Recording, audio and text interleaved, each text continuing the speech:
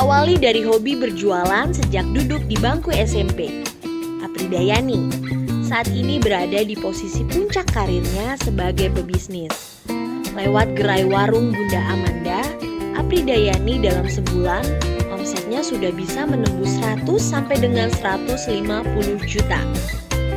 Apridayani baru memulai bisnis secara penuh di era tahun 2018. Ia berjualan di rumahnya di Jalan Merbau nomor 33, Tanjung Gading, Kecamatan Kedamaian, Bandar Lampung.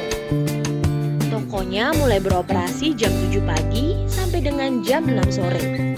Awalnya ia ingin mengisi waktu luang usai berhenti dari tempat kerjanya di Bank Lampung. Dari situ, ia mulai belajar membuat beberapa jenis kue dan dijual di rumahnya melalui online. Menurut alumnus SMA N2 Bandar Lampung itu, roti adalah salah satu makanan pokok yang digemari masyarakat Indonesia, terutama mereka yang kurang menyukai nasi. Seiring berjalannya waktu, Aprida mendapatkan saran untuk menambah menu yang ia jual. Ia sering mengikuti saran dari konsumen atau pelanggan sesuai kemampuannya sebagai pemilik bisnis ini. Kini banyak menu yang warung Bunda Amanda ini jual, mulai dari makanan, minuman, dan jajanan pasar, seperti snack box. Ia juga menjual pre-order H-2 untuk snack box acara tertentu. Produk bestseller dari warung Bunda Amanda yaitu abona yang dibanderol Rp40.000 sesuai dengan isinya. Abona atau roll abon premium warung Bunda Amanda ia sebut sebagai produk pertama di Lampung. Legit merupakan salah satu produk paling laris dari warung Bunda Amanda. Aprida mengatakan, dari tahun ke tahun, khususnya jelang Idul Fitri, permintaan selalu ada dan juga naik. Saat Lebaran 2023 lalu, legit yang terjual mencapai 1.500 buah.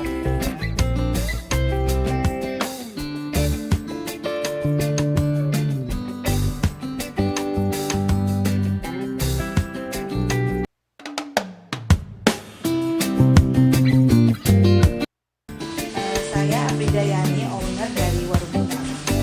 Kalau saya seringnya dipanggil Mbak Ideo.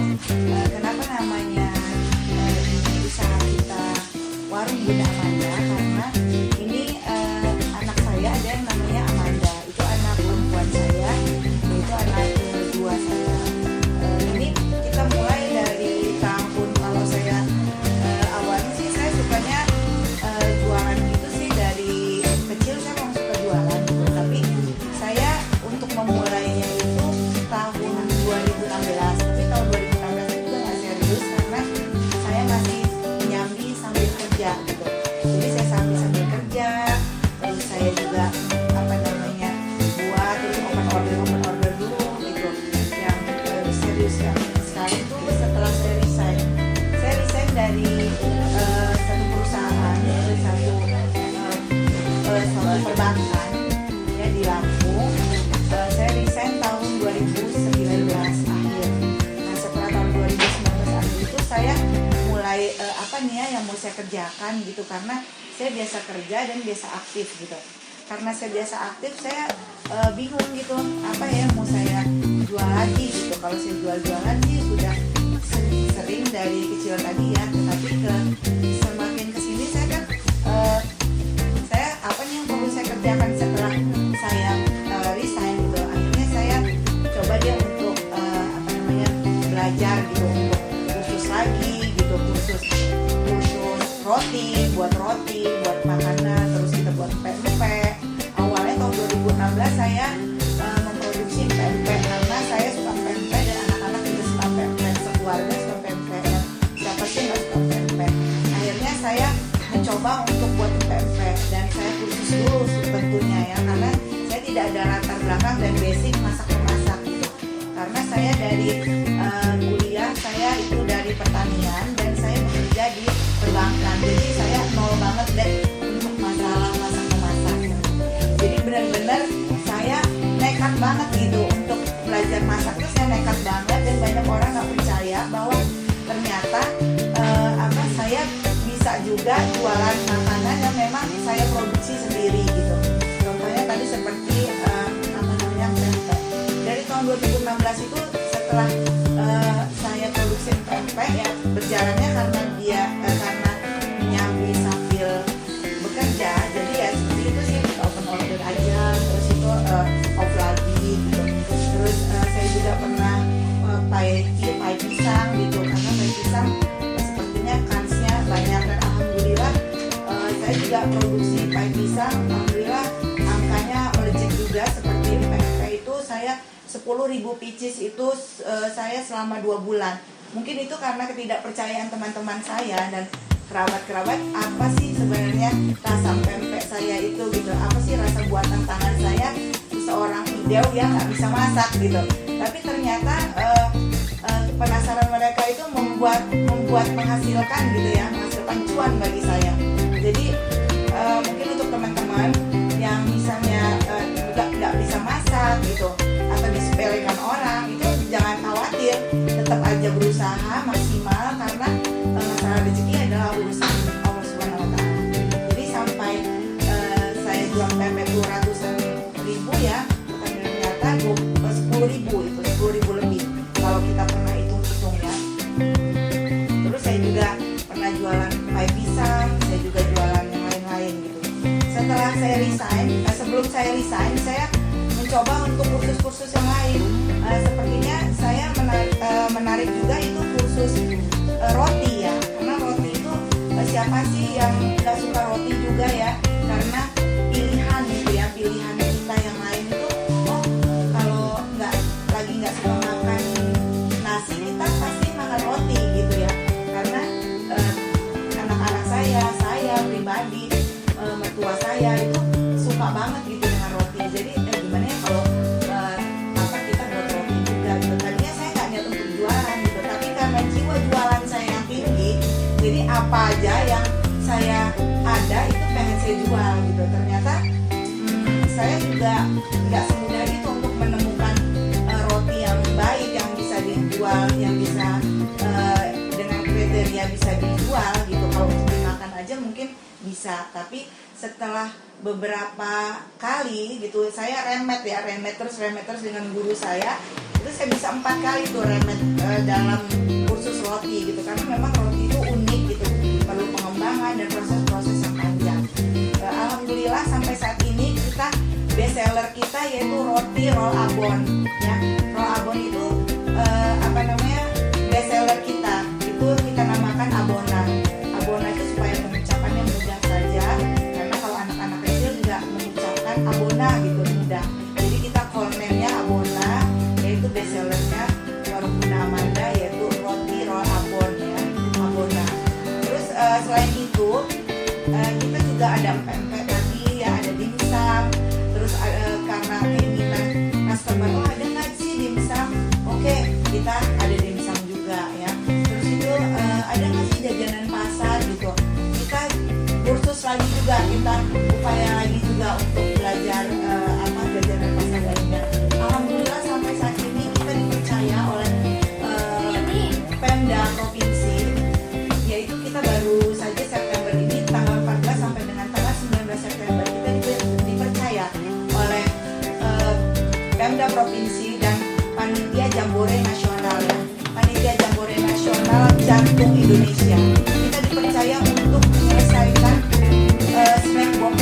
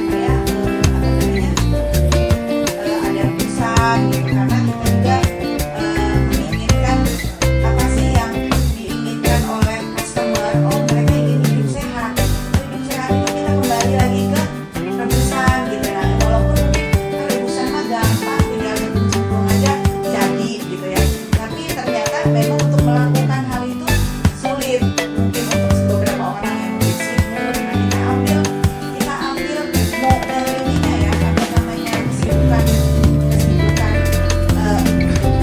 beberapa orang itu kita ambil untuk kita yang mengerjakannya. Kita fasilitasi mereka tidak berurusan dengan kita. Alhamdulillah juga Pemda Provinsi mempercayakan kita penyediaan rebusan itu pada bulan apa ya, tahun lalu deh kalau nggak salah, pernikahan anak Gubernur Lampung, Bapak Rinal, itu kita dipercaya juga oleh Gubernur Lampung untuk penyediaan rebusannya untuk Bapak Jokowi, Bapak Presiden Republik Indonesia. Ya alhamdulillah ya, walaupun jumlahnya sedikit, tapi kepercayaannya terhadap kita untuk penyediaan rebusan itu yang makanya Bapak Presiden gitu ya. Itu jadi sesuatu yang sangat berarti bagi kami. Kami sangat berhati-hati sekali karena telah dipercaya, jadi kami maksimalkan untuk prosesnya, untuk penyediaannya, untuk ketepatan waktunya dan lain sebagainya, yang membuat customer itu menjadi puas dan balik lagi ke kami. Awalnya kita untuk memperkenalkan bahwa kita ini adalah penyedia makanan gitu, usaha di bidang kuliner. Mungkin saya sih mungkin tidak sulit bagi saya karena saya sukanya jualan gitu.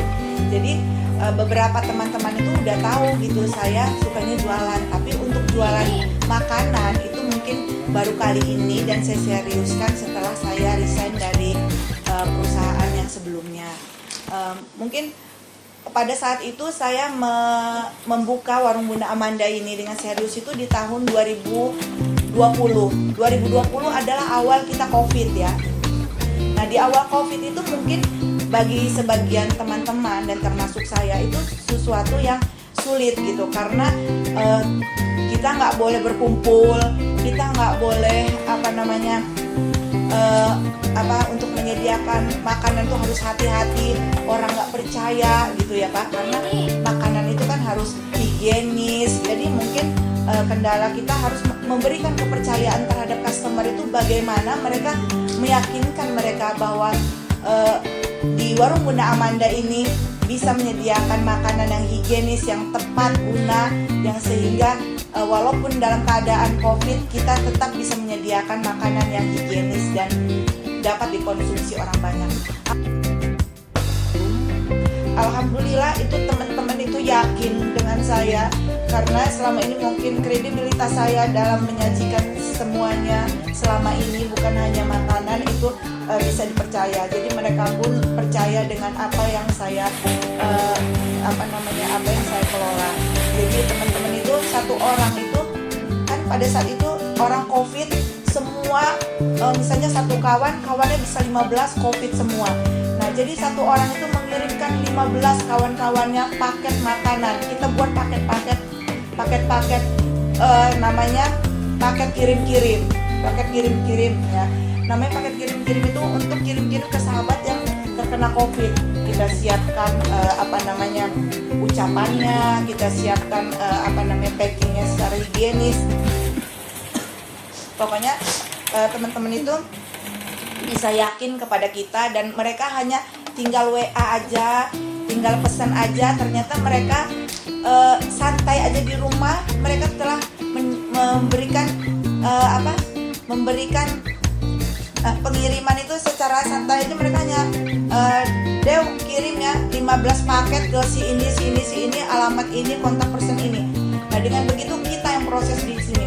15 orang itu ternyata merasa makanan kita alhamdulillah bisa diterima, bisa dinikmati walaupun mereka sedang sakit. Itu mereka ternyata ditanyakan satu-satu, mereka bawa, oh enak gitu, ini ordernya di mana. Akhirnya mereka order lagi dan mengirim lagi ke 10 teman-temannya. Jadi seperti pohon faktor itu Pak. Jadi satu mengirim 15 orang ngirim lagi. Nah, alhamdulillah ternyata yang orang takutkan COVID itu tidak memberikan penghasilan, itu ternyata bagi kami alhamdulillah Allah itulah Pak. semuanya Allah lah yang menentukan. Jadi apa yang orang khawatirkan itu ternyata tidak, omset kita malah meningkat. Itulah kekhawatiran manusia itu tidak bisa kita ini ya Pak. Kekhawatiran manusia itu hanya kalau ternyata jika Allah akan memberikan sesuatu kepada kita, maka itu bisa Pak. Itu alhamdulillah omset kita malah meningkat. Orang pada bilang, di toko gua mah tutup loh, di toko makanan gua mah tutup, pada tutup semua Pak. Kok kita alhamdulillah omset itu malah, saya di rumah aja berdaster ya. Saya juga alhamdulillah karyawan 1 jadi 2 jadi 4 jadi alhamdulillah sekarang udah mereka udah bisa produksi sendiri gitu, udah alhamdulillah banget Pak. Jadi benar-benar sesuatu yang dikatakan manusia itu tidak, jika Allah mengizinkan itu insya Allah jadi iya Pak.